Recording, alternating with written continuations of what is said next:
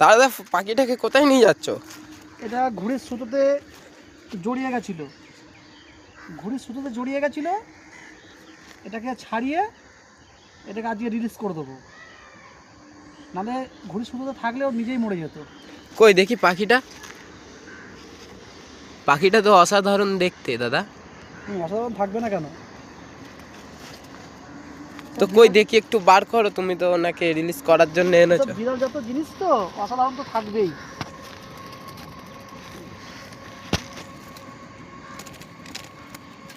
দেখে দাদা যেন না পালিয়ে যায়। তুমি হাতে ধরে নিলে তোমাকে কামড়ালো না? না না, আমরা ছাড়ি তো। আচ্ছা দাদা, তুমি কতদিন ধরে পশু পাখি ধরছো? মানে এই যে ঘুড়ির সুতোতে আটকে যাচ্ছে। যখন যেখানে দেখতে পাই সকলে সেখানেই করি ভিডিও।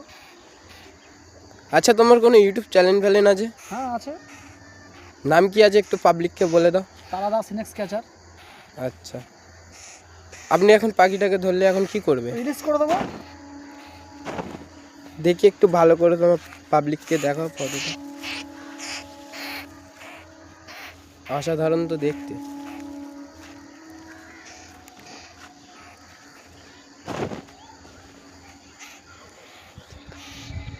ছবি নেবো,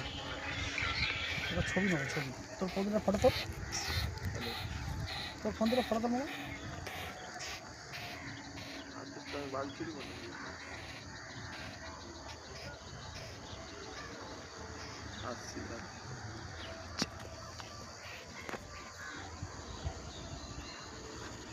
ছবিটা নেবো।